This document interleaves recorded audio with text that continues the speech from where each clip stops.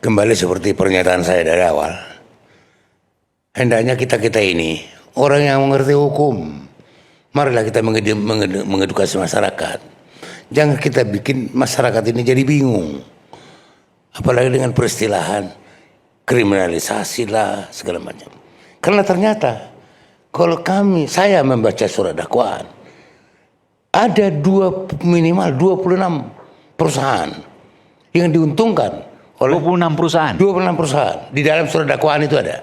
Oleh Dalam surat iya. Oleh di dalam akibat perbuatan kelompok ini. Oke. Iya. 26 perusahaan yang diuntungkan. 26 perusahaan ada di dalam surat dakwaan. Ya, itu. Jadi artinya jangan kita membentuk opini bahwa saya sekali lagi saya katakan, saya hormat juga saya sama Pak Nadiem. Dia bisa menjadikan perusahaan Gojek ini bisa membantu masyarakat bawah. Tapi dalam kasus ini, ya sebagaimana dugaan daripada jaksa, memang ada kesalahan. Ada kesalahan. Tadi juga udah disinggung oleh teman-teman. Mengangkat staf khusus yang memimpin rapat. Di mana ada staf khusus bisa memimpin rapat? Gak ada. Staf khusus itu hanya memberikan pendapat kepada menteri.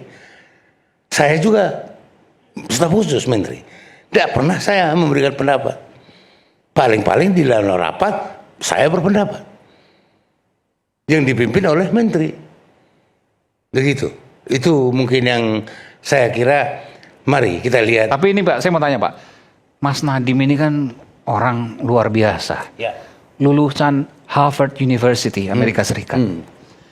Lalu kemudian beliau pulang ke Indonesia, punya jasa yang luar biasa. Lalu dijadikan Menteri Pendidikan oleh Pak Jokowi waktu itu. Dan kemudian masuk penjara. Ya. Pertanyaannya, apakah ini karena kesengajaan atau ketidaktahuan? Kalau pertanyaannya ketidaktahuan, kalau jawabannya ketidaktahuan, apakah layak kemudian untuk dipidana? Seperti yang disebutkan oleh Pak Orang yang punya jasa dia ahli dari hal yang luar biasa. Ya, dia ahli, dia tahu banyak.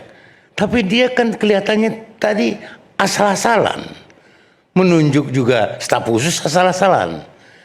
Itu ada dari mana? Dari Jawa Tengah itu yang diangkat jadi dipromosikan jadi staf khusus. Gimana gitu loh? Ini yang kesalahan-kesalahan yang dilakukan oleh Pak Nadiem, ya. Anda melihat ini bukan ketidaksengajaan, ini kesengajaan. Kesengajaan. Kalau menurut saya kesengajaan, ya.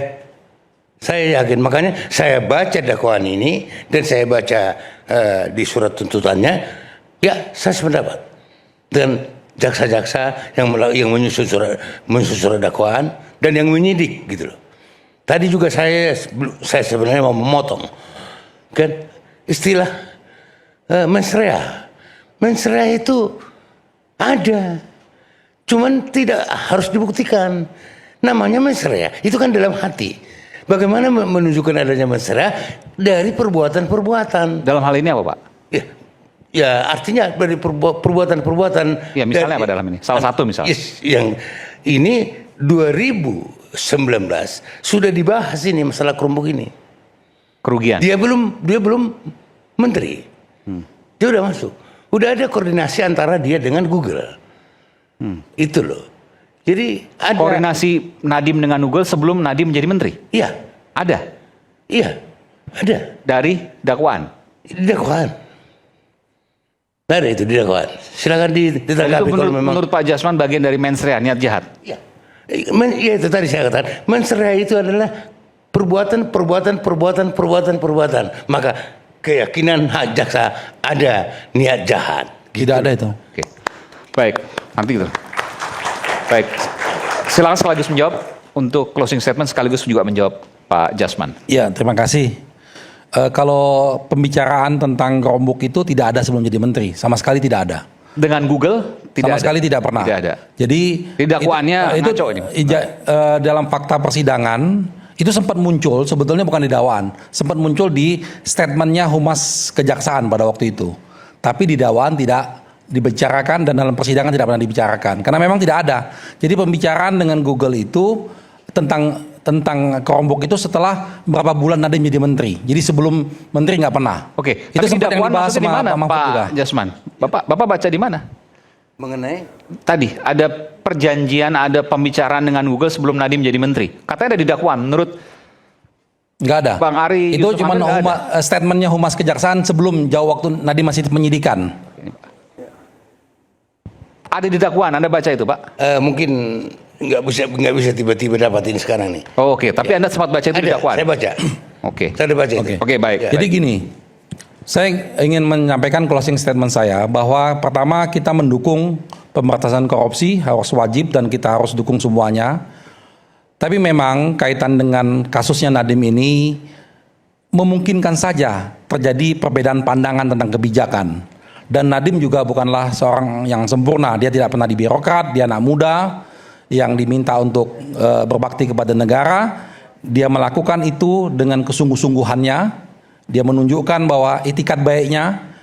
Pertama, pengadaan ini dia melibatkan banyak pihak. Tentunya kalau dia sudah punya niat jahat dari awal, dia tidak akan melibatkan banyak pihak. Dia melibatkan kejaksaan, dia melibatkan BPKP, BPK, semua pihak banyak dilibatkan dalam kegiatan ini. Jadi dari situ sudah menunjukkan bahwa dia punya itikat baik. Bahwa kebijakan ini mungkin ada yang setuju dan ada yang tidak setuju, itu hal yang wajar. Pasti setiap kebijakan ada pro dan kontra. Tapi dalam satu hal prinsipnya bahwa Nadiem tidak pernah melakukan korupsi, tidak pernah. Dan dalam proses persidangan kami mendapatkan fakta-fakta yang justru sebaliknya. Sayangnya fakta-fakta persidangan ini tidak digunakan sebagai bahan untuk putusan. Makanya kami mengajukan banding. Nah, kaitan itu juga saya ingin menyampaikan bahwa kita dalam hal ini pihaknya Nadiem ingin sekali supaya proses penegakan hukum ini transparan. Bisa betul-betul menjadi baiklah ke depannya. Karena memang apa yang dilakukan oleh Nadiem betul-betul bertujuan untuk melakukan kebaikan. Dia ingin melakukan digitalisasi pendidikan dan itu perintah Presiden Jokowi pada waktu itu. Dalam perjalanannya tidak pernah ada masalah, tidak pernah ada masalah sampai selesai Nadiem sampai ini kan peristiwanya tahun 2020, baru setelah 5-6 tahun kemudian muncul masalah. Ini juga menjadi tanda tanya kita semuanya. Tapi terlepas dari semua itu, proses ini sudah berjalan, ya wajib kita jalanin dan kita juga wajib mengkritisi semua keputusan-keputusan tersebut agar supaya terjadi perbaikan-perbaikan di sananya.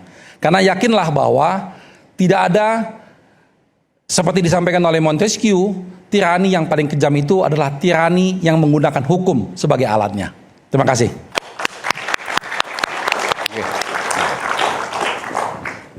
Closing statement saya adalah forum ini sangat menarik, tidak menarik saja tapi juga bermanfaat. Di mana manfaatnya? Apa yang menjadi pergunjingan masyarakat tentang kasus ini? Publik terbelah. Pro dan kontra. Betul. Malam ini kita menggali itu semua melalui forum yang tepat ini adalah kalau suatu keadilan yang nanti berwujud pada putusan itu wilayah pengadilan.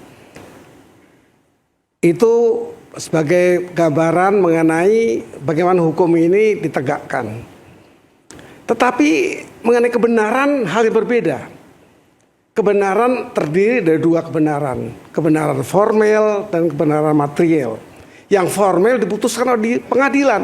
Absolutely itu harus dijalankan menurut negara hukum. Tetapi apakah kebenaran atas putusan itu menjadi kebenaran yang bisa diterima masyarakat? Ternyata tidak. Dan ini terungkap di forum ini. Keadilan yang benar kebenaran secara formel, apa yang diputus menurut aturan, itu formel. Menurut undang-undang. Ya, menurut saksi juga. Tetapi forum keadilan yang material, ya malam ini terungkap semuanya secara jelas. Ini bentuk-bentuk dari informasi kepada masyarakat dan edukasi untuk mengukur apakah putusan hakim yang menghukum 10 tahun itu sudah adil secara benar. Jadi juga forum ini juga menggambarkan masih ada jenjang proses yang lanjut, ada banding, ada kasasi, ada PK. Tapi malam ini sangat berguna karena meredakan satu keadaan masyarakat yang instabil terhadap mencermati putusan 10 tahun ini. Dan malam ini kita masukan banyak mengenai keadilan yang bukan saja tidak sekedar formal memenuhi aturan hukum, tapi material. Kita mendengar langsung dari semua pihak tadi. Oh begini ternyata. Dibuka semua data. Dibuka semua. Ya. Apresiasi untuk rakyat bersuara yang Makasih, dibuka Prof. pada malam hari ini. Terima kasih.